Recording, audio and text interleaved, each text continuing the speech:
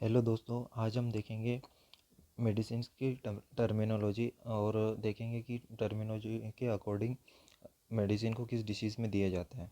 तो सबसे पहले आता है यहाँ पे एंटी एंजाइनल जो ड्रग्स होता है वो कार्डियक पेन और कार्डियक अटैक्स में दिया जाता है। इसके बाद आता है एंटी एरेथमिक ड्रग्स जो कि abnormal heart rhythm abnormal heart beat में दिया जाता है।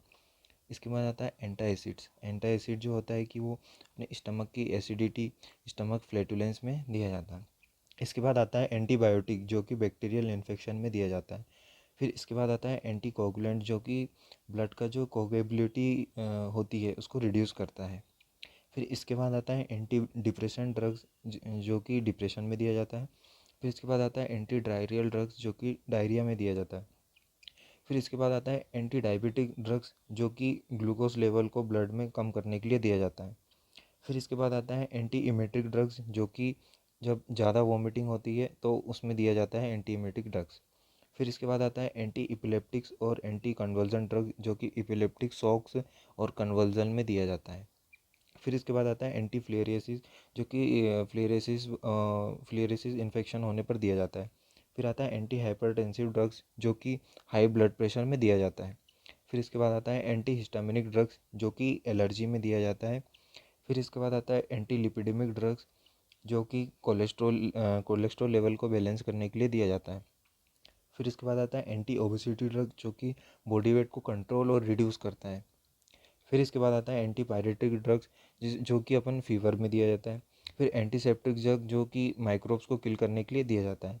फिर इसके बाद आता है एंटी साइकोसोटिक ड्रग जो कि साइकोसिस में दिया जाता है। फिर इसके बाद आता है एंटी स्पाज्मोटिक ड्रग जो कि एब्डोमिनल पेन में के लिए दिया जाता है। फिर इसके बाद आता है एंटी थायराइड ड्रग जो कि थायराइड हार्मोन के सिक्रेशन और फंक्शन को कम करता है। फिर इसके बाद आता है एंटी वायरल ड्रग जो कि वायरल इन्फेक्शन में दिया जाता है। फिर इसके बाद आता है एंटी वेनम ड्रग जो कि स्नेक पॉइजनिंग जो कि बाइट्स में दिया जाता है। फिर इसके बाद आता है एंटी अल्सर ड्रग जो कि अपने एसिड प्रोडक्शन को इनिबिट करते हैं। फिर इसके बाद आता है एनाल्जेसिक जिसका मीनिंग होता है कि ये पेन किलर।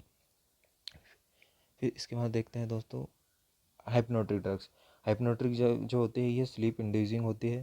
फिर इसके बाद आता है जो लेग्जेटिव और परगेटिव, ये जो दोनों ड्रग है इनका वर्क सेम होता है, डिफिकेशन ऑफ स्टूल। बाकी लेग्जेटिव जो होता है ये माइल्डर एक्शन होता है इसका, और जो परगेटिव होता है इसका स्ट्रॉन्ग एक्शन होता है। बाकी दोनों का वर्क एक ही है, स्टूल को डिफिशिएट करना और कॉन्स्टिपेशन से रिलीव देना। फिर इसके बाद आता है एनेस्थीसिया। एनेस्थीसिया पेशेंट को अनकॉन्शियसनेस के लिए दिया जाता है। फिर इसके बाद आता है सेडेटिव जो कि ब्रेन एक्टिविटी को स्लो डाउन करता है। और इसके बाद आता है ट्रैंकुलाइजर एंजाइटी के लिए दिया जाता है। फिर हेमोपोएटिक ड्रग्स जो कि एनीमिया को ट्रीट करने के लिए दिया जाता है। फिर जो ब्रोंकोडायलेटर जो है ये जब अस्थमा होता है तो उसमें जो अपनी ब्रोंकियल्स होते हैं वो नैरो हो जाती है, तो उसको वाइडन करने के लिए जाता है जिससे कि इनहेलेशन प्रॉपरली हो पाए। फिर इसके बाद आता है एक्सपेक्टोरेंट जो कि कफ एंड कोल्ड में दिया जाता है। फिर इसके बाद आता है डिमल्सेंट जो कि अपने जो थ्रोट है जो कि कफ एंड कोल्ड के कारण थोड़ा ड्राई हो गया उसको स्मूथ करने में हेल्प करता है। फिर इसके बाद आता है डाइजेस्टेंट जो कि डाइजेस्टेंट जो होता है कि वो फूड डाइजेशन को प्रमोट करते हैं। फिर जो कार्बोनेटेड ड्रग्स होते हैं वो गैस फॉर्मेशन को प्रिवेंट करते हैं। हेपेटोप्रोटेक्टिव ड्रग्स जो होते हैं वो लीवर सेल को प्रोटेक्ट करते हैं और लीवर सेल को रीजनरेट भी कर सकते हैं। फिर इसके बाद आता है डायूरेटिक जो होता है कि वो यूरिन वॉल्यूम को बढ़ा देते हैं। फिर उसके बाद एंटी डायूरेटिक्स ड्रग जो होता है वो यूरिन वॉल्यूम को रिड्यूस कर देते हैं, कम कर देते हैं। फिर इसके बाद आता है ऑक्सीटोसिक जो कि लेबर को इंड्यूस करते हैं। इसके बाद आता है गैलेक्टोकोकस ड्रग्स जो कि ब्रेस्ट मिल्क को बढ़ाते हैं। फिर इसके बाद आता है कॉन्ट्रासेप्टिव ड्रग्स जो कि फर्टिलिटी को सप्रेस कर देते हैं। फिर इसके बाद आता है लिथोट्रिप्टिक ड्रग्स जो कि किडनी स्टोन और किडनी कैलकुलस को डिस्ट्रॉय कर देते हैं। फिर इसके बाद आता है इम्यूनो मॉड्यूलेटर जो कि इम्यूनिटी बढ़ाने के लिए दिया जाता है। फिर इसके बाद आता है एंटी माइक्रोबियल जो कि इन्फेक्शियस ऑर्गेनिज्म को किल करने के लिए देता है। जो एंटी बैक्टीरियल है वो बैक्टीरिया के लिए, एंटी वायरल जो है वो वायरस के लिए, एंटी फंगल जो है फंगस के लिए। एंटी प्रोटोजोअल जो है वो प्रोटोजोन्स के लिए, और एंटी हेलमिंथिस जो है एंटी हेलमिंथिस के लिए।